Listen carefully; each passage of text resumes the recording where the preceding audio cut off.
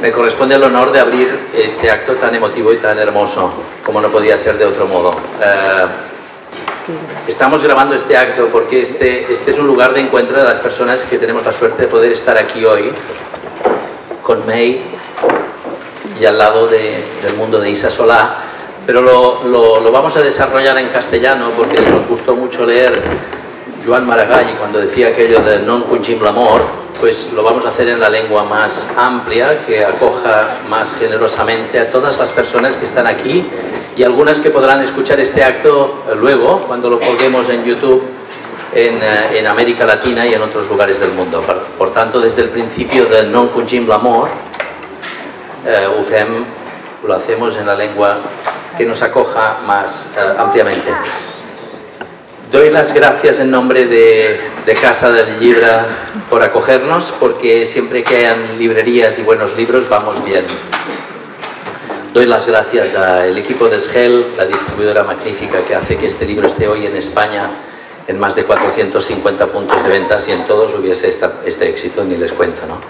Pero está en más de 450 puntos de venta en España. Doy las gracias a Xavier Solà y a May Zamora, sobre todo a May, por estos 2 años de trabajo, por estas más de 120 entrevistas. Miren, yo cuando creé Plataforma hace 11 años, solo sabía una cosa.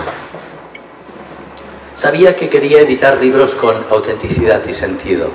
Entonces, desde este punto de vista, este es un pleno en la diana, porque estar cerca de May y su mundo es estar al lado de la autenticidad del sentido. A mí no me corresponde hablar de Isa Solà porque no tuve el gusto de conocerla,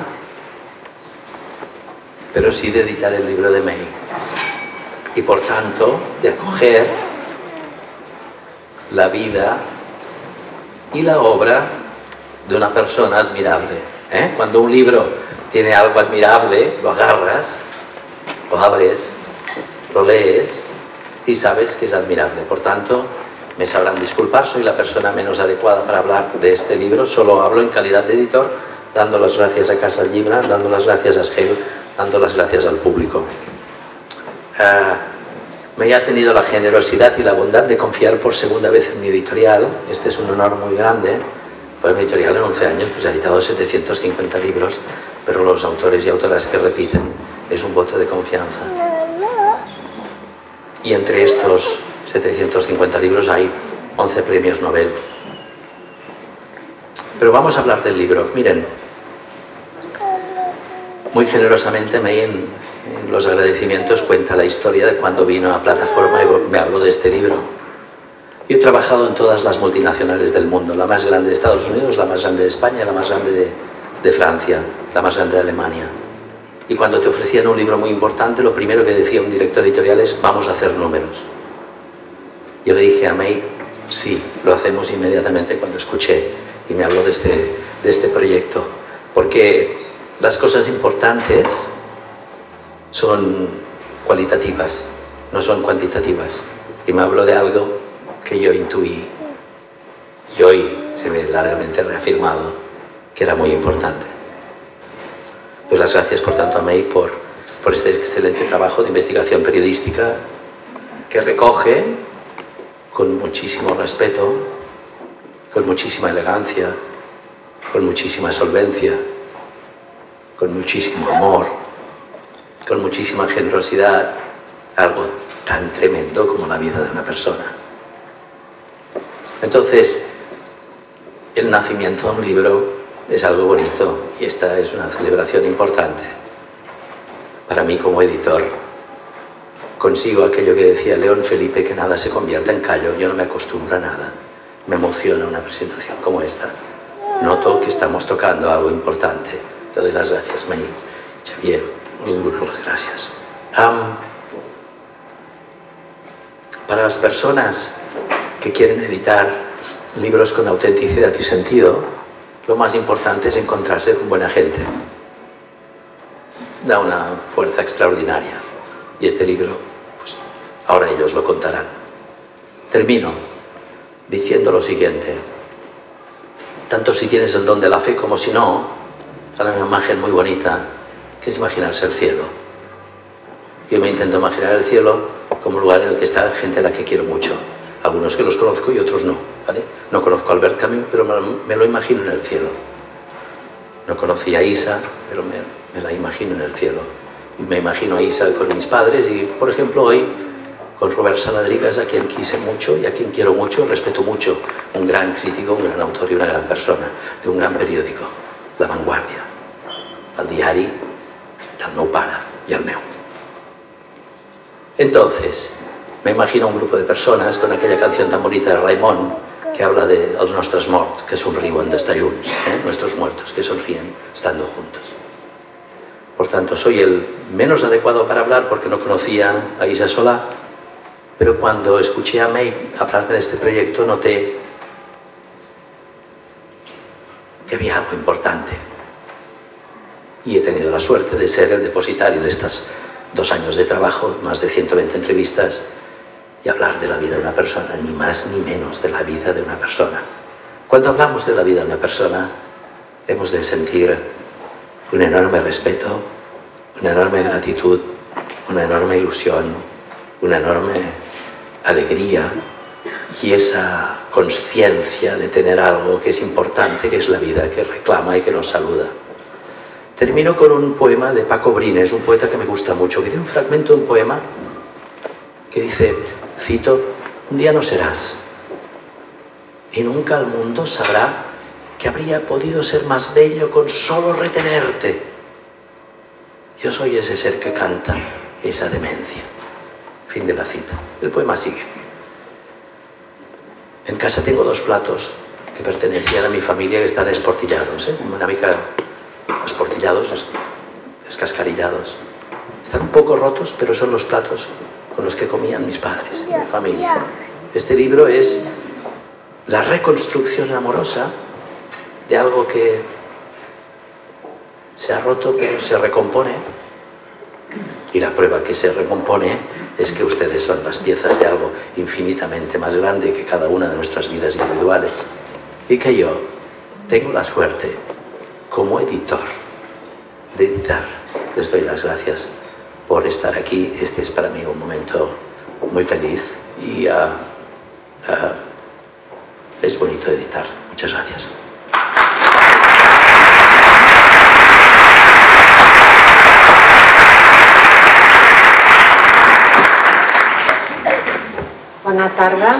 Buenas tardes a todos. Muchísimas gracias por estar aquí en la presentación de Lo que no se da se pierde. Gracias a Casa del Libro, porque realmente este espacio es el mejor espacio para presentar un libro en Barcelona, sabiendo que había una convocatoria como esta. Gracias a Plataforma. Entonces yo tengo que decir un poco lo contrario que ha dicho Jordi. Él dice que la confianza la he tenido yo, pero yo evidentemente pienso que la confianza la ha tenido él cuando yo fui ya hace 9 años a presentarle un proyecto y me dijo que sí, y esta vez con mucha efusividad, con muchísimo cariño, y yo creo que se nota en el libro, porque si lo tenéis entre las manos, uno entrega un manuscrito que es un montón de hojas, pero cuando lo veis ahí con ese papel, con una letra que se puede leer perfectamente, con una portada que es preciosa, y encima con la posibilidad de haber insertado dentro fotografías en color, yo creo que más no se puede pedir. Gracias a María Lasia, que hoy no está aquí, que ha sido la editora de Plataforma, que ha mimado y ha seguido más de cerca el manuscrito, que me hizo unas sugerencias que fueron muy bien, porque a veces cuando uno escribe algo está tan cerrado en lo que él ha hecho y tan convencido que le cuesta tener una visión externa, y a veces la necesitas para pulir y para mejorar. Entonces María hizo ese trabajo. Tuve que cortar bastantes páginas y claro, eso de entrada es duro, ¿no? Porque ya que las has escrito y tal, pero luego te das cuenta que los argumentos que ella me daba mejoraban el texto y exculpían de tal manera que, aunque tenía muchísima información, lo esencial era que brillara la figura de Isa, sus palabras, sus acciones, y todas las otras informaciones pues en este caso eran prescindibles. Entonces le agradezco ese comentario porque yo creo que ayudó a que el texto fuera muchísimo mejor. A todo el equipo de Plataforma, a la chica que ha diseñado la portada, al que ha corregido, bueno, en fin, a todos ellos. Gracias a mi familia porque pues han tenido que estar calladitos bastante tiempo y en casa eso cuesta.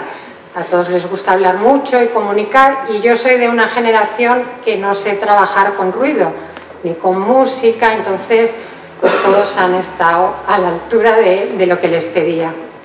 Gracias también a la Congregación de Jesús María, que dicho así parece un genérico muy abstracto, pero que tiene muchísimos nombres en particular y que no acabaría la hora mencionándoles porque han sido muchísimas las religiosas que me han atendido para hacer este trabajo.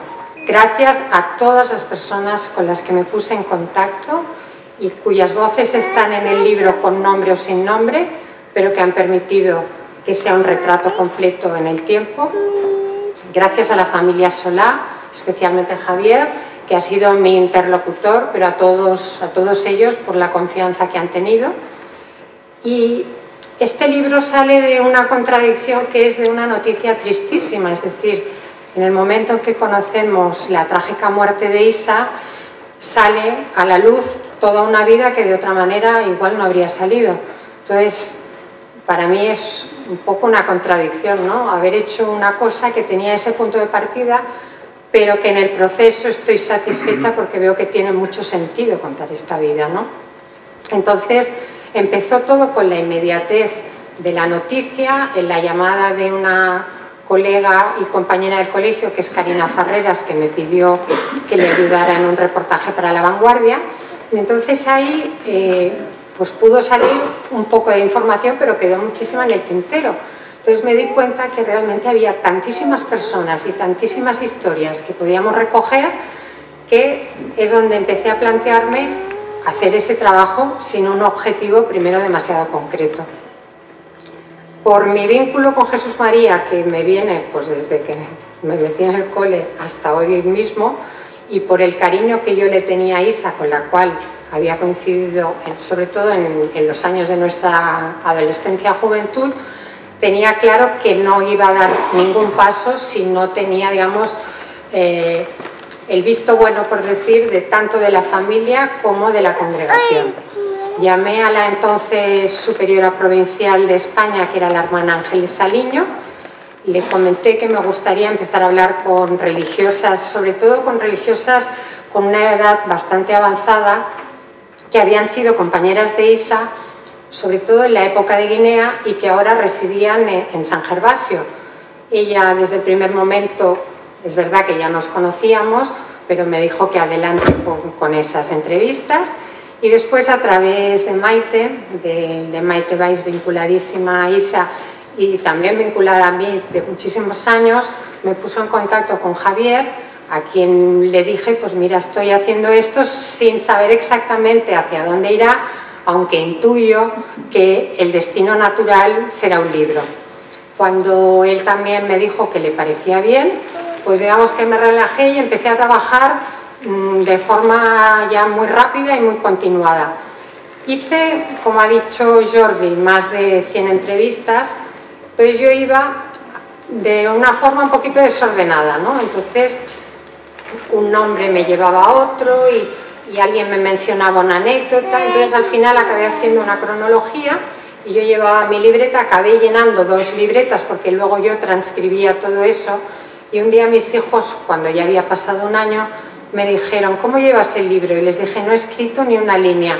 Y me dijeron, pues es imposible, porque veían que había un montón de hojas así, y me dijeron, tú le pones un título y todas estas hojas y ya tienes el libro, ¿no? Pero en mi cabeza todo ese tiempo yo tenía que pensar cómo tejía todas esas informaciones y un poco cómo resaltábamos lo que era más significativo de la vida de Isa, también para que fuera atractivo para un lector que no fuera cercano como nosotros. Entonces, después de ese año ya empecé a escribir y hasta el final prácticamente seguí haciendo las entrevistas. Desde el primer momento consideré que no tenía sentido ficcionar, ni novelar, ni maquillar nada, porque lo que tenía era tan potente. O sea, la figura de Isa, sus palabras, los testimonios de las personas cercanas no tenían que ser desvirtuados de ninguna manera. Entonces lo que pensé es, voy a hacer un amplio reportaje que recorra su vida, buscando un poco anécdotas y cosas pues, que nos llegaran al corazón y que nos hicieran un poco la idea de lo que fue su figura y también, sobre todo, su misión. Isa fue una persona bondadosa, como ha escrito recientemente Jordi en una carta. Entonces me doy cuenta que muchas veces nos atraen figuras de malos malísimos y vemos películas de narcotraficantes, de delincuentes, de psicópatas, y a veces las figuras de gente bondadosa pasan desapercibidas. Y yo creía que la vida de Isa, que era una persona no perfecta, era una persona tremendamente humana, con muchísimas cualidades y con algunos defectos, pero esencialmente una buena persona. Yo creía que valía la pena su retrato y, por extensión, era una forma de dar visibilidad a misioneras y misioneros que trabajan por todo el mundo de forma totalmente anónima y que posiblemente, si no hay algo tan excepcional como un secuestro o como una muerte, pues no tienen la visibilidad que deberían tener. En este trabajo, al contactar con Javier, establecimos bastantes entrevistas, bastantes reuniones. Esperanza y él me han acogido en su casa, han contestado infinidad de preguntas, todos mis requerimientos. Si las cosas que no las sabían, decían ya te lo miraremos. Y ese vínculo ha hecho que tengamos una relación de muchísima confianza. Yo creo que los he ganado como amigos, como os dije, y es uno de los motivos por los cuales le he pedido a Javier que hoy esta presentación sea una conversación entre los dos, porque yo he hecho un retrato con lo que yo recordaba de la época de joven, pero con toda una parte que me han aportado todos sus testimonios. Pero él es una persona que ha estado vinculado toda la vida a Isa y que por tanto creo que era interesante que él estuviera hoy aquí. Entonces nos vamos a ir intercalando para hablar, vamos a repasar algunos episodios y Javier empezará explicándonos un poquito sus impresiones sobre el libro. Buenas tardes. Sobre todo, entended que estoy absolutamente conmocionado de ver tanta gente aquí, lo cual quiere decir algo.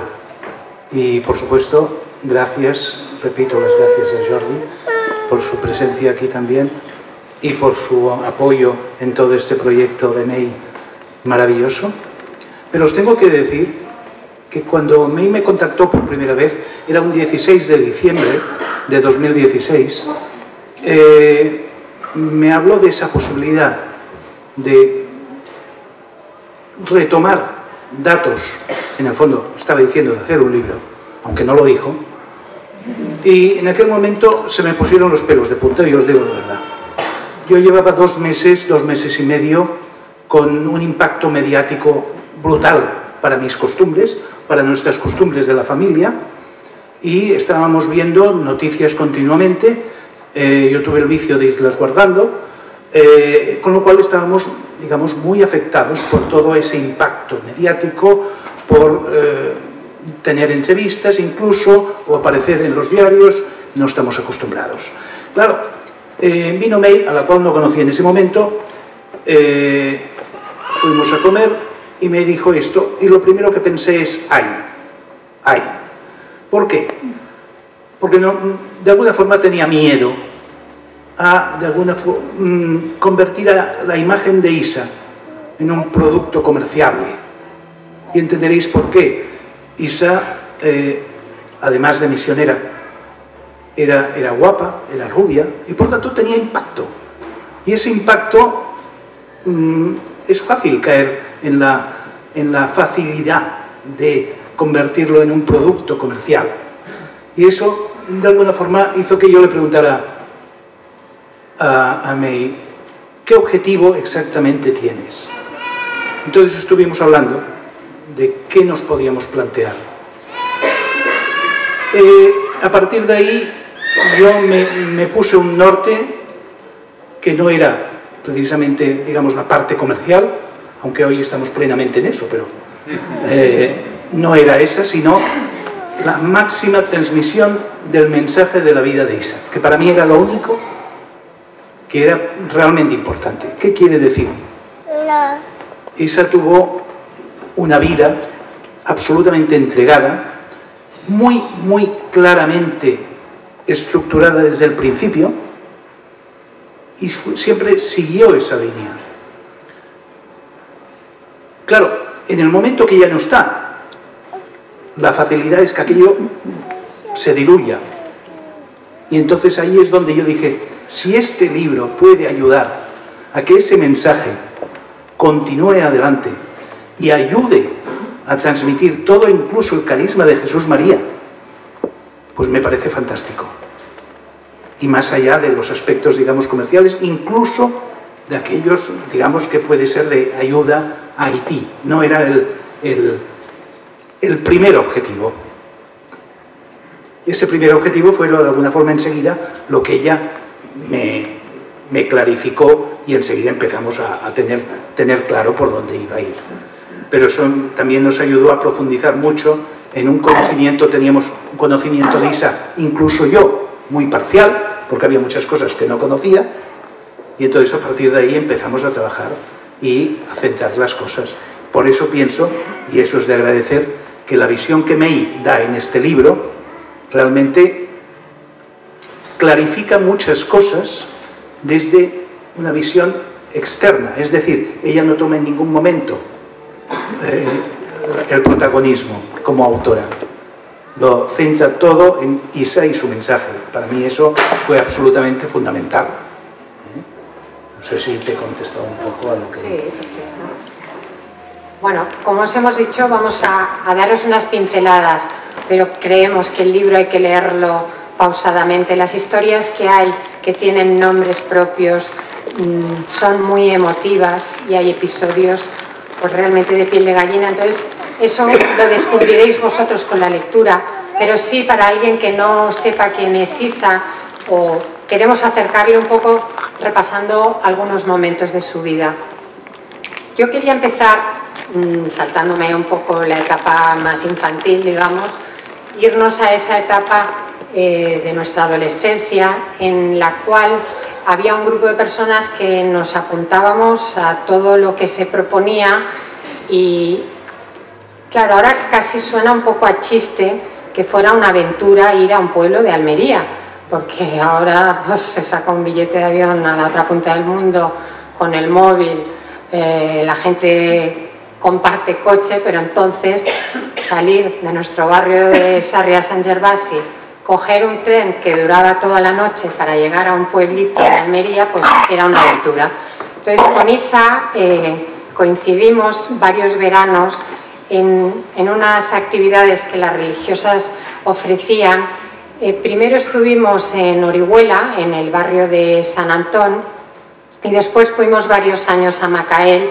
Y me centro en Macael porque, bueno, Macael es yo digo ahora un pueblecito, pero por lo que me han hablado ya no es un pueblecito, sino que ha crecido mucho, que es famoso por las canteras de mármol. Y salir de Barcelona y llegar allí, y era un terreno súper desértico, muy árido, súper caluroso en verano.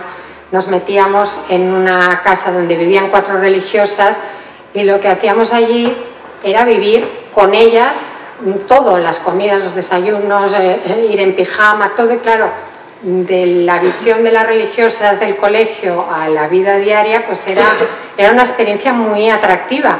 Y además también era muy atractivo los vínculos que se generaban entre nosotras y los que establecíamos con las personas de los lugares donde íbamos.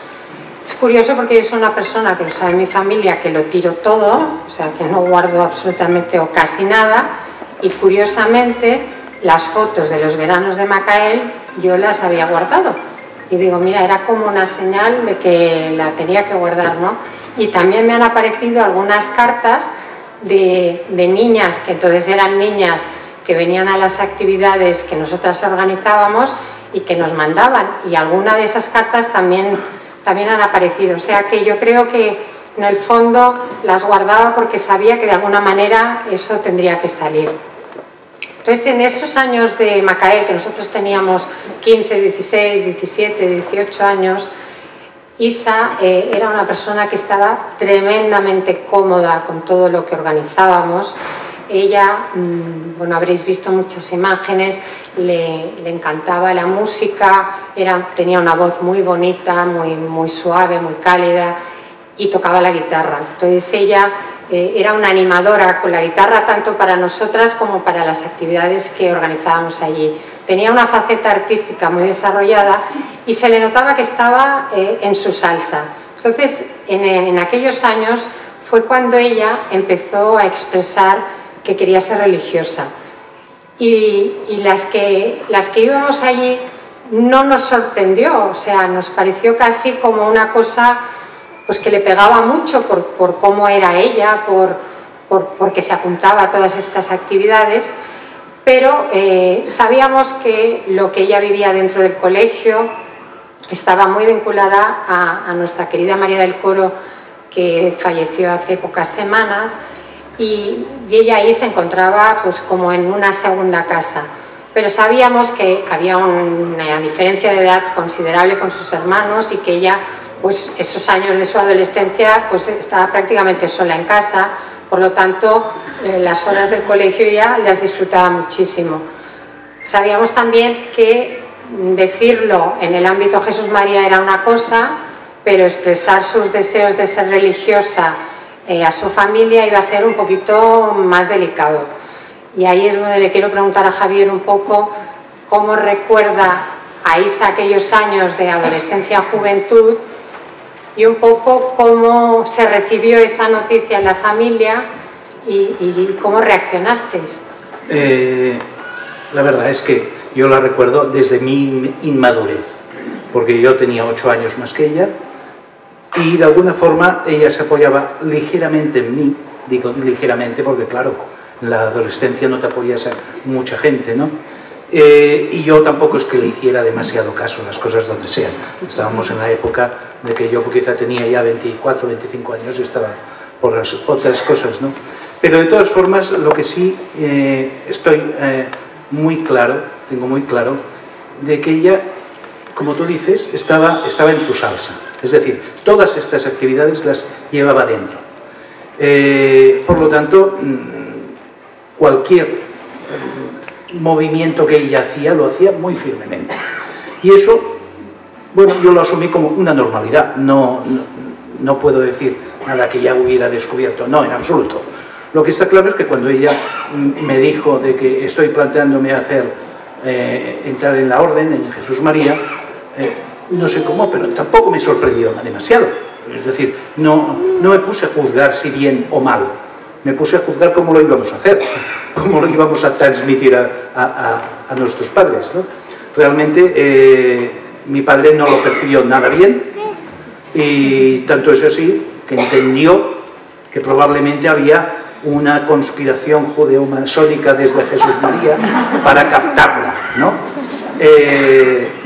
Entonces, bueno, Isa le dijo que en absoluto, que no era así, y le puso el reto. Y dice, muy bien, si tú te estás, esto duró tiempo, no fue de golpe, si tú te estás un año sin tener ningún contacto ni con María del Coro, ni en Jesús María, ni con nadie, lo aceptaré. Y bueno, eso es lo que hizo. Incluso pues con un amigo pues estuvieron saliendo, tuvo novio, no había pasado un año y ella, bueno, el novio le comentó, realmente lo tuyo no es esto, dedícate a otra cosa. Perdón, Sergio, que era en aquel momento el chico que salía, era una bellísima persona también, y creo que después quizá entró como sacerdote, no estoy seguro. Lo que está claro es que ni uno por ni otro iba. No estoy seguro de eso. No. Hubiera quedado bien. Si no, de vero evento vato. En cualquier caso, al cabo de un año estaba claro de que mi padre tuvo que aceptarlo y por lo tanto ya empezó ahí a entrar. Pero lo fundamental de esta época, su línea fue siempre la misma. Tenía claro que tenía que ayudar a otras personas. Tenía 17 años y empezaba a ayudar en el Casal de Curació de Vilassar, atendiendo a los ancianos allí, lo cual, por tanto, ya empezaba a coger una línea muy marcada. No quiere decir que yo me diera cuenta de eso en absoluto. Para mí era dentro de unas actividades normales. Pero estaba claro de que la música, y en la parroquia también exponía todas sus canciones, y lo hacía muy bien. La verdad es que cantaba muy bien en aquel tiempo, con Rosa María Planas. Sí, fue una época realmente donde ella empezó a descubrir que había necesidades, y en este caso en las necesidades de los ancianos. Y luego, bueno, pues fue continuando, y entonces ya entró en lo que era siendo postulante. Pero eso es otra cosa ya. A mí una de las cosas que me sorprendió, porque hablé con todos los hermanos, es que un poco cómo cada uno de los hermanos había recibido esa noticia no era exactamente igual. O sea, cada uno tenía una versión un poquito personal, y sí que creo que todos con el tiempo se dieron cuenta que, como lo veían como tan natural por las actividades que ella estaba haciendo, porque estaba tan metida en la parroquia, porque en Vilassar hacía actividades, porque estaba metida en el colegio, no se lo cuestionaron los hermanos nunca, ¿verdad? Cierto. No era una cosa que realmente se hablara demasiado, y menos en familia. No estuvimos hablando nunca en conjunto, al menos no lo recuerdo yo. Lo que sí que ella, en muchas cartas que gracias a Javier y a otras personas he podido leer, y he podido incluso poner fragmentos en el libro, pues en esa época juvenil ella expresa pues esas contradicciones y un poquito el pesar de que a ver cuándo me aceptarán mis padres plenamente que esta opción la he escogido yo y que es tan buena como la que hayan podido elegir mis hermanos. Isa tenía una capacidad de comunicar muy fresca, entonces un material excelente para el libro ha sido la correspondencia, los emails, los WhatsApps que generosamente muchísima gente ha compartido.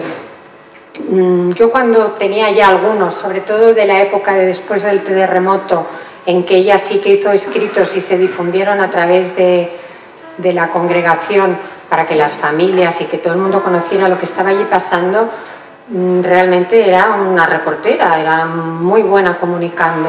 Entonces sí que fui preguntando a persona que entrevistaba, le decía, oye, ¿has conservado algún correo? ¿Tienes...? Entonces yo también entendía que había un tema de intimidad y de respeto pues a la confidencialidad que había en cada uno de sus escritos, con lo cual muchas personas me leían fragmentos y me decían, te lo leo para que te hagas una idea, pero no pongamos porque es algo de una anécdota personal.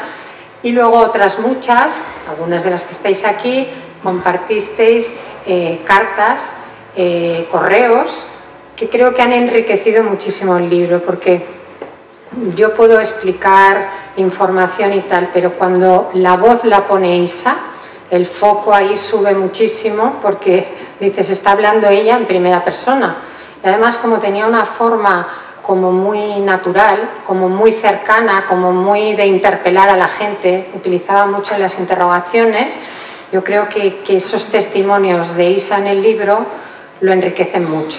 Entonces me sorprendió, porque como ya os he dicho, yo tiro muchas cosas, pues que Javier guardaba muchas cosas, y algunas creo que no era consciente, porque al principio él me dijo, creo que tengo unas cartas, y luego a medida que nos íbamos viendo empezaron a salir unas cajas, unas carpetas, y entonces él mismo fue, y había muchísima continuidad en toda la correspondencia, hasta que hay un momento que hay un clic, que es cuando pasamos del correo convencional al mail, pero incluso en ese momento él tuvo, que nos lo explicará, una forma de canalizar esos mails, con lo cual también los conservaba, y ha sido un material excelente. Entonces me sorprende que guardaras todas estas cartas. Vamos a ver, cuando me escribía cartas, sobre todo en África, yo las iba guardando muy bien, pero llegó un día de que en mis curiosidades decidí, estamos hablando del año 2000, más o menos, sobre el 2000,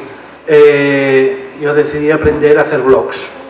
Y para aprender a hacer blogs necesitas material, y yo no tenía material. Cogí todas las cartas de Isa y lo que hice fue pues pasarlas, escribirlas, y así hice un blog que se llamó Mi Guinea. No publiqué, quedó en privado, pero a mí me servía para practicar los aspectos del blogger, de alguna forma, porque cada carta de ella era un post, por decirlo así.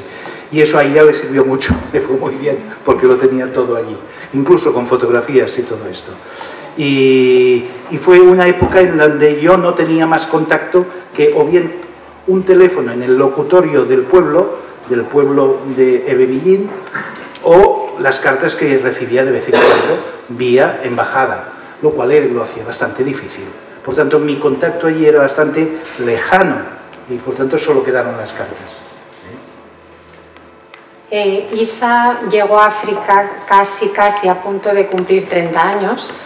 Ella allí cumplía un poco el sueño de ser misionera. Como todas las misioneras que están aquí y que conocen esa vida, lo primero son las necesidades súper básicas, es decir, techo y comida. Ella atendía a las personas y luego iba canalizando dos cosas que fueron un eje en toda su actividad, tanto en África como en Haití, que era la educación y la sanidad. Isa era enfermera y esa fue su primera, digamos, vocación profesional. Y a posteriori tuvo que estudiar magisterio, primero no muy convencida porque era una cosa que se le pidió desde la congregación para cumplir sus estudios, pero que a la larga yo creo que lo disfrutó muchísimo porque le dio herramientas para trabajar en esas tierras de misión que ella tanto anhelaba. Entonces Isa empezó en África como profesora primero y acabó siendo la directora del colegio. Empezó atendiendo a partos en un dispensario de unas religiosas que eran vecinas en Guinea, y acabó reclutando a equipos médicos, primero a través de contactos de la familia, para que hicieran pues, revisiones odontológicas, por ejemplo, en Guinea, a través de Alberto Pérez Porro, que luego continuó su voluntariado en Haití. Y entonces ella puso el foco en enseñanza y en sanidad como una forma de progreso en esos países. Y dentro de eso, además, tenía la faceta esta que hemos comentado antes, artística, que era pues a través de la fotografía, a través de la música, de las actividades lúdicas, del deporte, con lo cual, digamos que era un planteamiento como muy integral.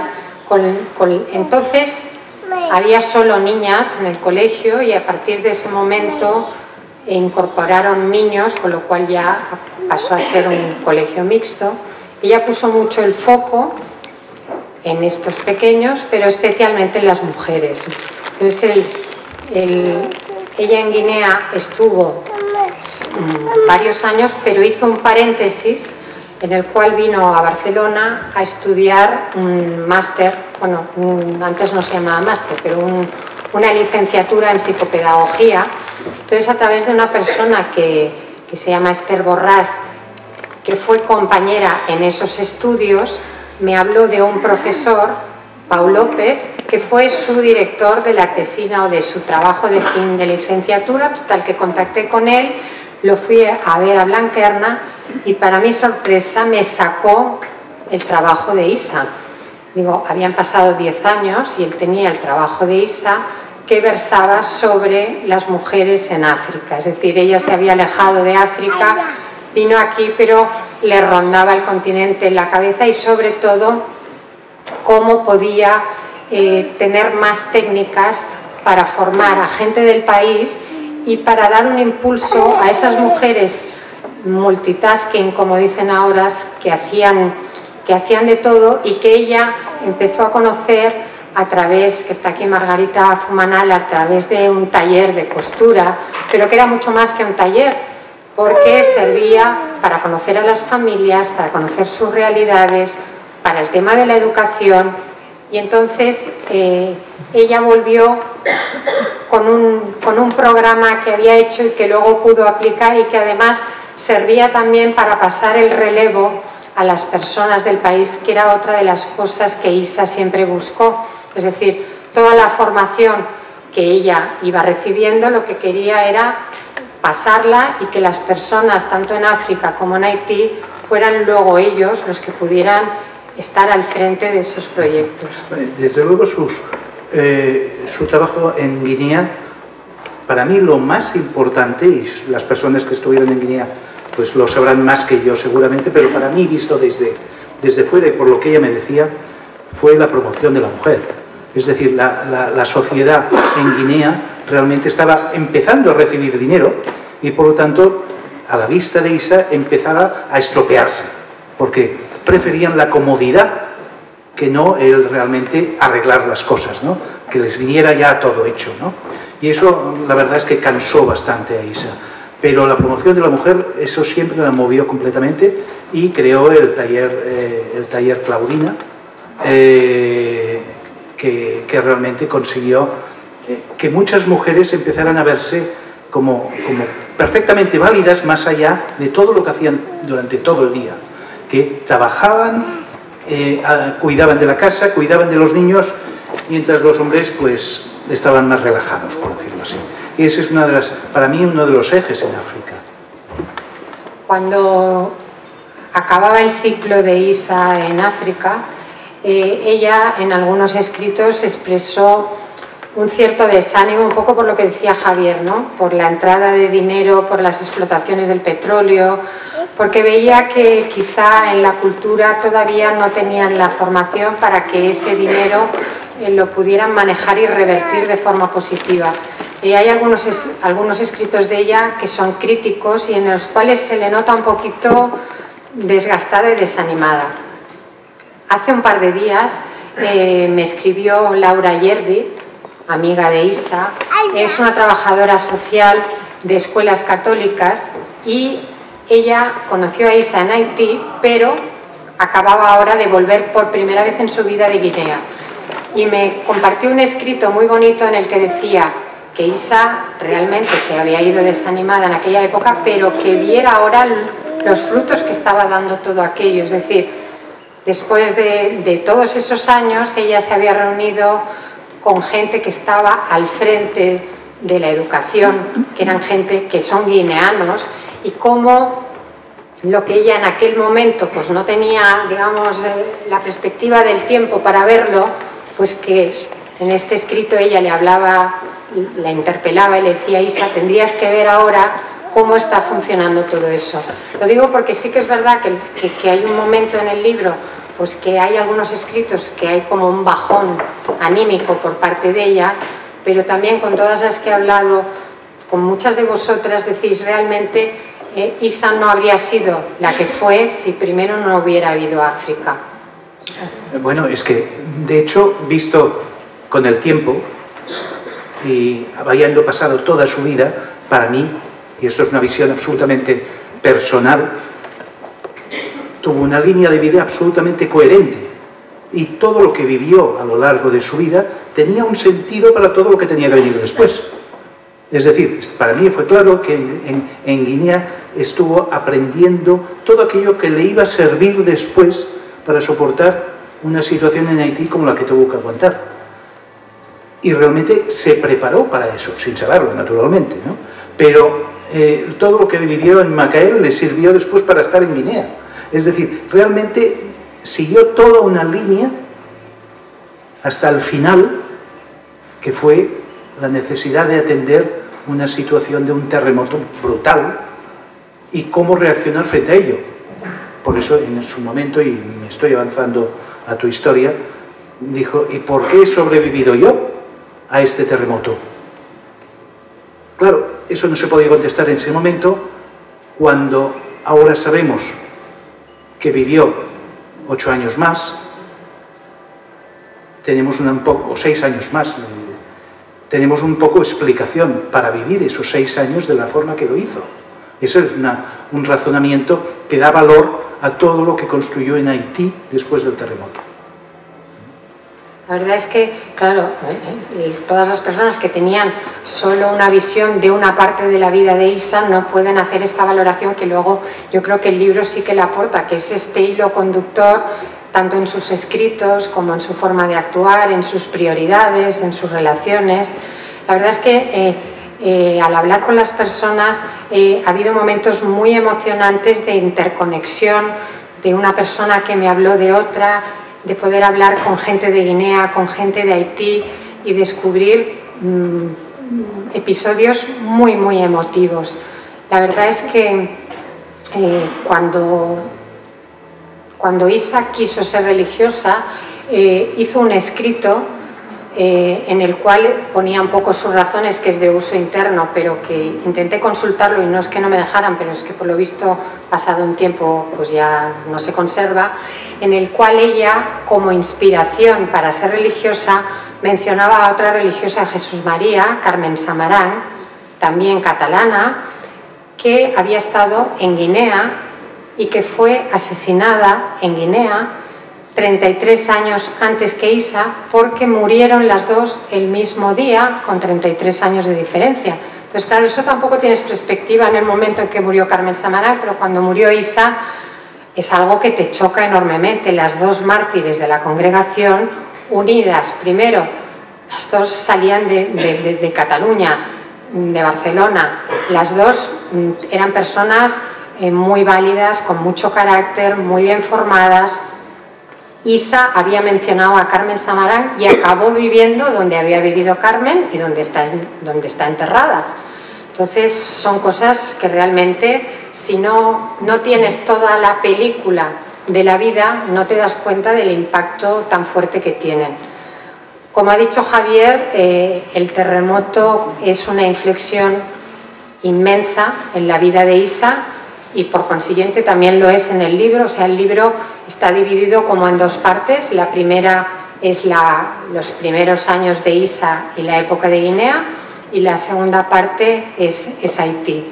Lo que pasó en Haití lo hemos visto en imágenes, lo hemos visto en vídeos, pero a pesar de verlo, reverlo, de ver las cifras y tal, yo creo que somos incapaces de poder acercarnos a lo que supuso ese terremoto de esa magnitud tan salvaje, que en un pueblo que ya tenía muy poco, les dejó en la calle, a la intemperie, digamos, ajenos a todo lo que había alrededor, países más desarrollados. Y Isa estaba ahí hacía un año y poco que había llegado a Haití cuando le tocó el terremoto. El día que ocurrió el terremoto, ella estaba en casa, estaba dando clase de español a otra religiosa, y al notar el temblor salió enseguida, y el salir y estar en la calle le permitió salvar la vida. Y como ella escribió muchísimas veces, estaba ella sorprendida e incluso a veces enfadada, diciendo: ¿por qué yo soy otra vez una privilegiada y me salvo y no me pasa nada a mí? Pero la Isa de después del terremoto es un gigante. O sea, lo que era en potencia sube en escala por lo que se tuvo, digamos, por lo que ella tuvo que afrontar, cómo lo afrontó. Pero fueron primero unas horas muy inciertas porque se cortaron las comunicaciones. Entonces quería primero preguntarle a Javier, para la familia, ¿cómo os enterasteis o cuándo pudisteis hablar con Isa después del terremoto? Y bueno, después de un tiempo ella tuvo la posibilidad de ir unas semanas a Estados Unidos, donde las religiosas de Jesús María le pidieron que fuera un poco para salir del shock, hacer un poco de terapia, aunque hizo poca, pero bueno, se alejó un poco para volver como más fortalecida, y en ese momento tú fuiste a verla. Entonces me gustaría un poco explicar a la familia cómo os enterasteis del terremoto y de lo que había pasado, y qué recuerdas de aquellos días en Washington. Básicamente el terremoto ocurrió a una medianoche de España y no nos enteramos. Fue por la mañana cuando lo vimos por televisión. El problema fue conseguir algún tipo de información y contacto. Creo que pasaron 2 o 3 días hasta que alguien de la congregación, seguramente Ángeles Aviño, me llamó y me dijo que Isa estaba bien. No lo sabíamos. Estaba bien, pero había problemas. En aquel momento no me hacía suficientemente la idea de todo lo que estaba pasando. Entonces, cuando conseguí hablar con ella, realmente la vi muy tocada, muy afectada. es la impotencia también del teléfono de no poder hacer absolutamente nada. Y entonces me dijo, oye, no te imaginas lo que es esto. No puedes imaginarte lo que es la cantidad de heridos, ya no te digo de la muerte como está por todas partes, pero estoy pensando en los heridos. Y ya me avanzó de aquí tendremos que hacer alguna cosa. Digo, ¿pero qué? Y dice, tú no sabes la cantidad de amputados que hay. Dije, bueno, pues hablaré con Alberto Pérez Porro, que está aquí, que era quien tenía más experiencia en lo que son las actividades, digamos, en Guinea o en Camerún o en otros países, y a partir de allí, pues empezamos a hacer movimientos para generar un grupo. Él tenía sus contactos, Javier Trenks, el doctor Javier Trenks, que falleció en 2015, Oriol Ramis, que también estructuró todo el proyecto sanitario. Bueno, empezamos a hacer todo ese proyecto que presentamos a la comunidad. Lo cual, eso ya fue otro problema, porque claro, la comunidad no era de sanidad, no tenía proyectos sanitarios, tenía proyectos de enseñanza. Y con lo cual, bueno, pues recuerdo hablando por teléfono con Roma, intentar convencerles de que aquel proyecto debía hacerse, ¿no? No había todavía, enseguida, después, nos dijeron, por supuesto, y adelante, y entonces a partir de entonces empezamos una recolección de dinero, una colecta, que fue importante, y entonces es cuando también conseguimos recoger dinero de Cáritas, por un lado, y de las hermanas carmelitas descalzas, misioneras, carmelitas misioneras, sí, que estaban celebrando su 200 aniversario de su fundador en Aitona, y entonces fuimos, Alberto y yo, a Aitona, un día de invierno, estaba todo oscuro, no había nadie en todo el pueblo de Aitona, y cuando entramos en la iglesia estaba absolutamente a tope. Habían 3 obispos y nos quedamos, ¿y qué tenemos que hacer aquí? Nos hicieron pasar a la primera fila y enseguida nos dijeron de que la donación que hacían era muy importante. Realmente nos quedamos absolutamente descolocados. Es que yo nos comprometí absolutamente a empezar un proyecto muy serio. Bueno, ya lo habíamos empezado, de hecho. Pero ese proyecto era dar respuesta a las necesidades que ISA nos iba diciendo que teníamos que hacer. O sea, era responder en todo el equipo de Barcelona, se trataba de que responder a las órdenes de ISA. Y así es como en noviembre de 2010 se envió un contenedor allí completamente a tope de material, hornos, fresadoras, sillas, muletas de todo tipo, que fue el inicio de la construcción de un taller de prótesis que todavía está funcionando. Pero todo eso fue aquí. Lo que vivió Isaya, yo pienso que es inimaginable. Todas las personas que estuvieron allí vivían, lo sufrió también, incluso las seglares que había allí, Brittany, Gardín, que estaba haciendo el postulantado allí, porque no eran capaces, ellas mismas, de entrar en un edificio. Isa quedó a partir de entonces siempre afectada en cualquier movimiento del suelo, incluso un ascensor, es decir, tenía pánico cualquier movimiento. Y por lo tanto, era una cosa que cuando otra vez hubo alguno en Haití, ella lo primero que hacía es salir corriendo de la casa, ¿no? O sea, quedó realmente afectada. Pero la vivencia que hizo fue tan terrible que no quería marcharse, le dijeron de que tenía que marcharse a Estados Unidos a descansar un poco. Eso era el mes de marzo, de enero a marzo. Ella no quería irse porque decía, si ellos están aquí y continuarán aquí, ellos no van a tener el descanso que yo puedo tener en Washington. Por lo tanto, quiere ir, pero volver enseguida. Entonces, se fue a Washington. Eileen Reid, que era la provincial de Estados Unidos, le puso una psicóloga, pero Isa no estaba ni para psicólogas, necesitaba mucho más. Lo vivió tanto que lo único que quería era volver. Y estuvimos allí me acuerdo cuántos estuvimos, una semana me parece.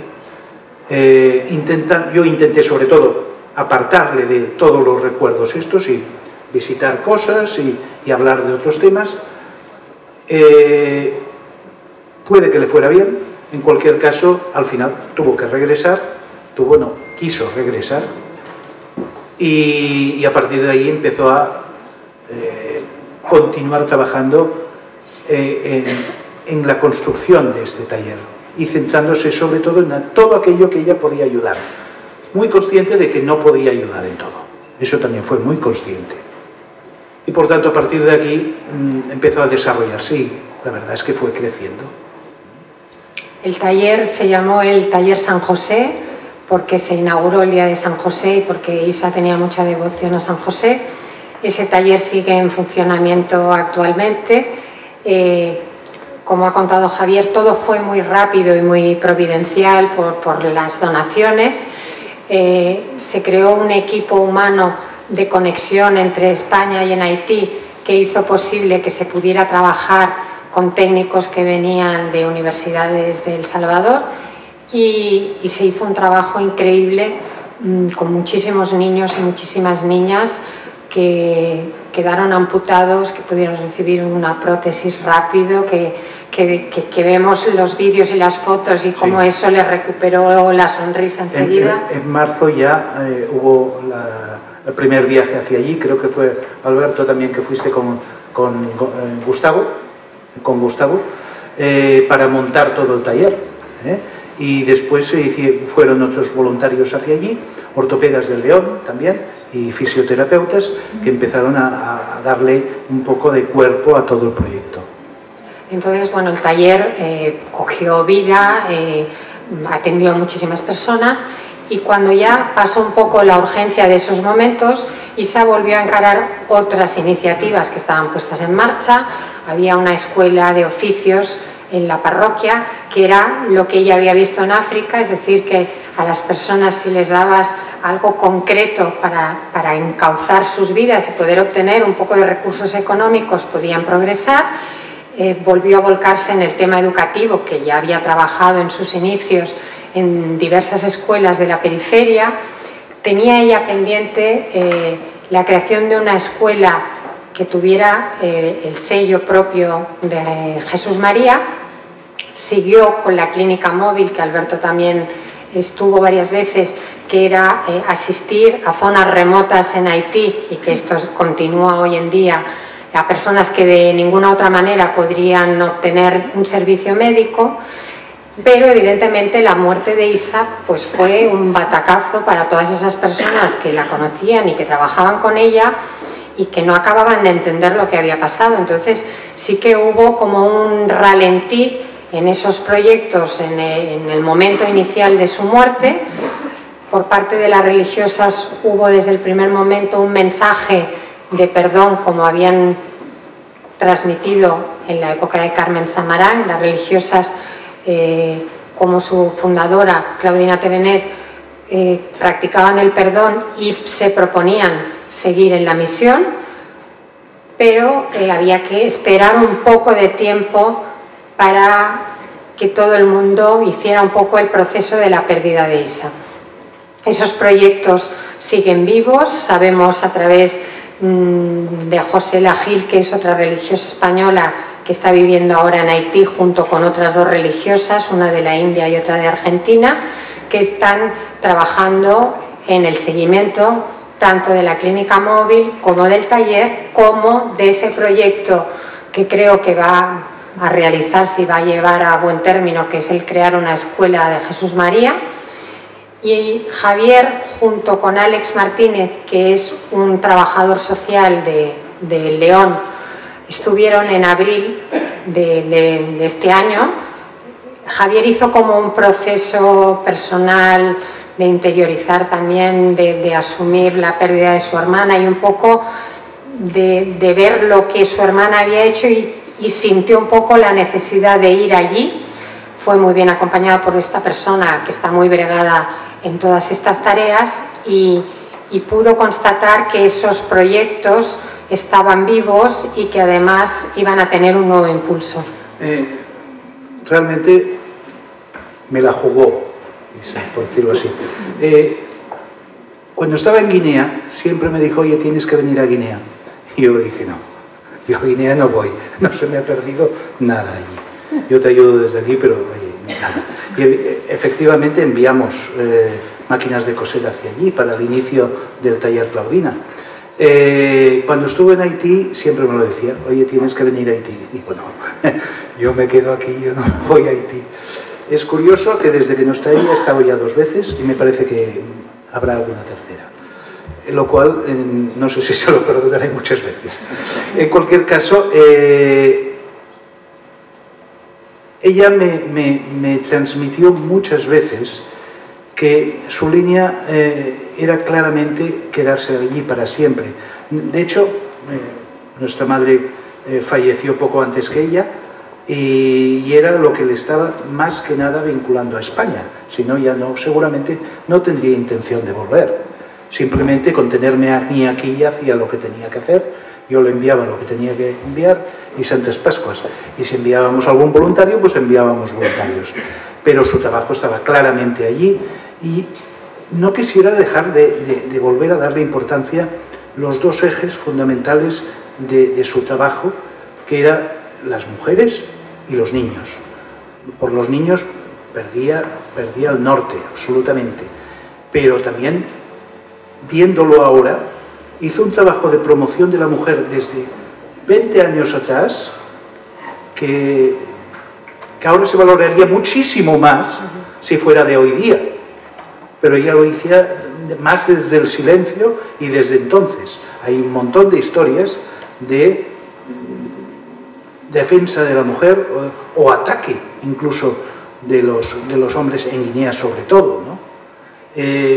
Por eso he intentado yo transmitir que más que lo que hacía era el mensaje de todo lo que estaba haciendo tenía una línea. Y eso es lo importante, lo que más podemos aprender, porque es lo que da sentido. A ella todo lo que no estuviera en esta línea le importaba un bledo. Es que no tenía ninguna importancia. Pondré un ejemplo. Nosotros tenemos una empresa de fabricación. Cuando ella venía decía, oye, vente y la ves y tal. Para nada. No tenía ningún interés en ver la empresa de la familia. Es decir, es un ejemplo. Pero quiere decir que todo lo que no estuviera en su línea realmente sobraba. Por eso esa concentración del deseo que ella tenía es lo que le dio fuerza absolutamente para transmitirlo a los demás. Y ese es el mensaje que desde mi punto de vista más podemos recibir. Mira, antes de concluir y de si alguien quiere aportar algo o hacer alguna pregunta, me gustaría darle la palabra a la superiora provincial de la Congregación de Jesús María, Marta Guitar, que ha tenido la generosidad de venir desde Madrid para este acto y que tiene que coger un ave y en breves minutos se va, o sea que te agradecería que... Buenas tardes y, bueno, en primer lugar, May, gracias y enhorabuena. Gracias por el trabajo realizado y enhorabuena porque lo que has hecho es poner a Isa en su sitio. Te doy las gracias también por la forma y por el fondo. En primer lugar, por el fondo, por supuesto, del libro, porque es la figura de una gran mujer. Y por la forma, pues, como tú has dicho, has respetado sus escritos y el material de tantas personas que la conocieron muy a fondo y no has manipulado sus palabras, ni sus experiencias, ni su proceso. Empiezas narrando la vida de una niña frágil y termina el libro, va increciendo y termina con el relato de una mujer íntegra, madura, apasionada y con una vida apasionante. Te doy las gracias también por la capacidad que has tenido de integrar tantas experiencias de distintas personas, de distintos lugares y de vinculaciones tan distintas a Isa. Desde su familia hasta sus compañeras de comunidad, sus íntimas amigas, pero también las mujeres que le dieron el sentido, ¿no? Como decía Javier hace un momento, una de sus pasiones fue dar vida a las mujeres y ayudarles a vivir. Cómo recoges la ternura de Angelina, o bueno, paciencia, o la amistad tan profunda que nace con Leire a partir del sufrimiento, ¿no? Resaltas también, bueno, pues esa capacidad de Isa de creer en las personas y de crear futuro. Te doy las gracias también porque, a ver, Isa no fue una persona conformista, ni aceptó nunca las cosas como eran. Fue en muchos momentos una mujer muy crítica y cruda. Y te doy las gracias porque tú no has puesto nada de tu cosecha ahí, la has dejado hablar a ella. Y creo que eso, bueno, pues es muy interesante, muy profundo y, bueno, pues también de agradecer en ese sentido. Quiero darte las gracias en nombre de todas las religiosas de Jesús María y en nombre de tantas personas que la quieren y la han querido tantísimo. Y porque lo que narras ahí en el libro es verdad. Todo lo que narras es verdad. Creo que es una investigación periodística, como señalaban al principio, pero es una narración que transmite calor y cariño. Y te doy gracias porque has pisado tierra sagrada con un respeto inmenso. Y para nosotras, pues también es una alegría pues que hoy se presente este libro aquí, cuando hace apenas 15 días que acabamos de celebrar el bicentenario, 200 años de nuestra congregación, de la fundación de nuestra congregación, ¿no? Y es una alegría no que se publique el libro, sino que se haga memoria, y memoria muy agradecida, de una gran mujer, Isa Solá, religiosa de Jesús María.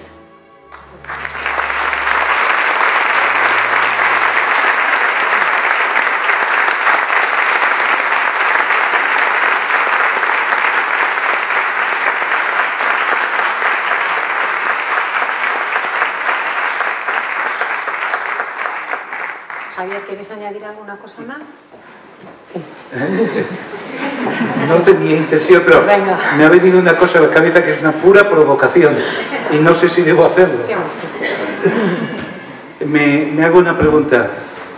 Pienso que este libro lo debería leer todas las congregaciones de Jesús María del mundo. Y por supuesto lo debería poder leer Haití. Y ahí lo dejo, porque eso implica algo. Nada más.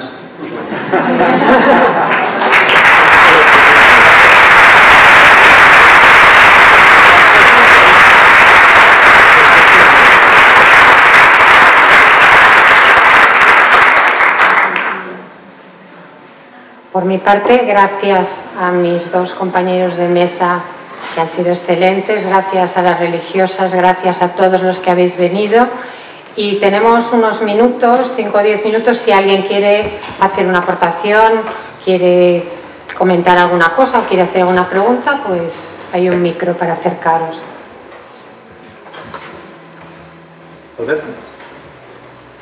Y mientras ustedes lo piensan, recordarles que esto estará grabado, lo tendremos en disposición de ustedes en la página web, yo os lo mandaré, pero si alguien de ustedes lo quiere mandar a alguna persona que le hubiese hecho ilusión que estuviese aquí, estará bien grabado y bien documentado para que puedan asistir a este acto también después personas a través de la grabación. Os hemos dejado sin palabras. También con lo que sugiere Javier, yo si ya sin querer me piratean 2/3 partes de los libros electrónicos, lo que me dejé hacer, pero si este libro hay que hacerlo y hay que hacerlo sin, o sea, ayudaremos muchísimo desde la editorial a que haya una gran difusión. Si ya sin dar permiso 2/3 partes nos los piratean, imagínense con el permiso que estoy seguro que me y yo daremos sin problema, ¿vale? Es decir, que todo aquello que sea posible hacer para la difusión de este legado tendrán sin duda alguna nuestra complicidad. Muy bien.